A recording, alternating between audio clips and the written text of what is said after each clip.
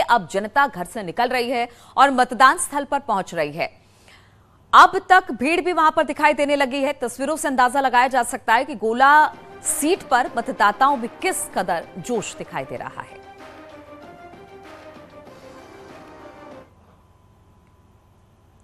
और गोकर्णनाथ विधानसभा सीट पर वोटिंग के लिए जनता पूरे जोश के साथ मतदान स्थल पर पहुंच रही है। लोगों में गजब का उत्साह दिखाई दे रहा है। इन तस्वीरों से अंदाजा लगा सकते हैं कि मतदाता में वोटिंग को लेकर किस तरह का उत्साह बना हुआ है। तो सुबह 7 बजे से ही वोटिंग जारी है और लोग यहां पर पहुंच रहे हैं अपने मतदान के लिए। मुद्दा यही है कि हमारा गोला अच्छा रहे, हमारे यहाँ के जो विधायक अच्छा काम करें और सबको साथ लेके चलें। क्या चाहते हैं आप कि आपका जो जीते क्या चीज़ गोला में और गोला में क्या मतलब विकास होना चाहिए और क्या है। आपने क्या डिजिटल मार्केटिंग को सीखकर आपके प्रोडक्ट्स और सर्विसेज को दुनिया को बेचना चाहते हैं तो फ्रीडम ऐप को अभी डाउनलोड करें। डिजिटल मार्केटिंग का एक्सपर्ट बने। आपने क्या दिया, बहुत अच्छा है गोला भैया, गुरु जी ने बहुत अच्छा काम किया है हमारे गोला में। उपचुनाव में आप आई हैं तो महिला सुरक्षा को लेकर, महिलाओं को लेकर क्या बात चाहती, किस तरीके से सही हो यही चाहिए। बिल्कुल जिस तरीके से आपने महिलाओं को लेकर कानून जिस तरीके से सरकार ने बनाया, क्या चाहती है आप किस तरीके से आपको प्रत्याशी हो? प्रत्याशी के बारे में क्या बताएं, ये तो नहीं बता सकते। क्या सोच के आप मतदान कर रही हैं? यही कि मतलब विकास हो और क्या है, बच्चों को अच्छी शिक्षा मिले, लड़कियों की इज्जत बनी रहे, औरतों की, महिलाओं की कारोबार मिले। साफ तौर से जो महिलाएं उनका कहना है कि विकास और सुरक्षा का मुद्दा रख के सोच के उन्होंने मतदान किया है। मनोज शर्मा, न्यूज़ 18, लखीमपुर खीरी। और बीजेपी प्रत्याशी अमन गिरी ने दावा किया कि जनता का आशीर्वाद उन्हें ही मिलेगा। अमन गिरी का बड़ा दावा कि जनता का आशीर्वाद उन्हें मिलेगा। भगवान शिव का उन्होंने आशीर्वाद लिया। बीजेपी प्रत्याशी हैं अमन गिरी और उन्होंने ये सारी बातें कही। क्या लग रहा है कि किस तरह की चुनौतियां हैं?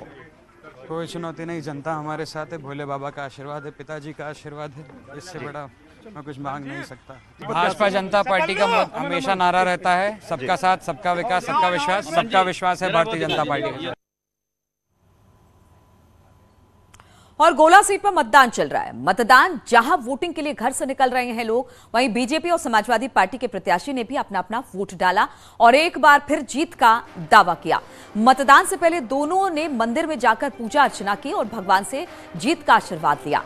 इन तस्वीरों से अंदाजा लगाया जा सकता है कि गोला का रण किस हद तक दिलचस्प होने वाला है। दोनों ही सियासी दल एड़ी चोटी का जोर लगाए हुए हैं। तो तस्वीरें हम आपको दिखा रहे हैं कि आज किस तरह से मतदान चल रहा है। तो सुबह सुबह जो दोनों प्रत्याशी थे बीजेपी और एसपी के, वो भगवान के दर पर पहुंचे, भगवान भोलेनाथ का आशीर्वाद लिया। दूसरी तरफ दोनों ने अपनी ताकत झोंक दी है, चाहे एसपी की बात की जाए या बीजेपी की बात की जाए। और लोग भी इसमें बढ़ चढ़कर इस मतदान में हिस्सा ले रहे हैं। सुबह से हमने देखा कि लंबी लंबी कतारों में गोला में वोटिंग जारी है। लोग अपने मताधिकार का प्रयोग कर रहे हैं।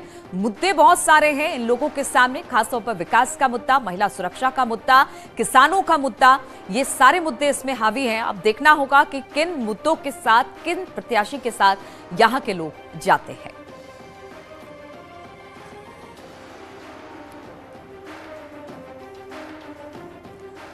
तो 5 तस्वीरें हम आपको दिखा रहे हैं। आज सुबह सुबह मतदान 7 बजे से शुरू हुआ, लेकिन ठीक उससे पहले हमने देखा दोनों प्रत्याशी बीजेपी और एसपी दोनों के प्रत्याशी किस तरह से भगवान भोलेनाथ के दर पर पहुंचे। विनय तिवारी ने पूजा अर्चना की, इसी तरह से जो दूसरे अमन गिरी हैं उन्होंने भी पूजा अर्चना की, भगवान भोलेनाथ से जीत का आशीर्वाद लिया।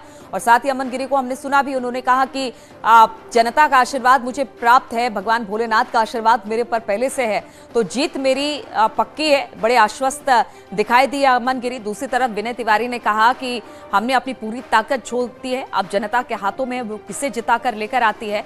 तो दोनों के अपने अपने दावे, दोनों पार्टियों ने एक से बढ़कर एक प्रत्याशी मैदान में उतारा है। लेकिन यहां पर अगर सीटों के समीकरण की बात की जाए तो बहुत सारे ऐसे मुद्दे हैं जिसको लेकर जनता वोट कर रही है। और खास तौर पर अगर अमन गिरी की बात की जाए, अपने पिता की जगह उन्हें टिकट मिला है, यानी कहीं ना कहीं सिंपैथी वोट भी है और बीजेपी का दबदबा भी यहां पर है। वहीं विनय तिवारी की बात की जाए तो वो भी अपनी ताल यहां पर ठोकते दिखाई दे रहे हैं।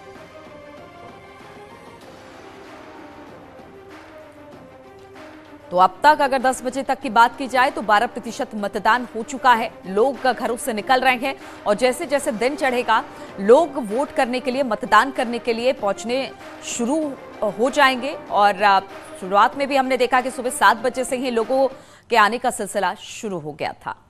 और बागपत से इस वक्त बड़ी खबर आ रही है जहां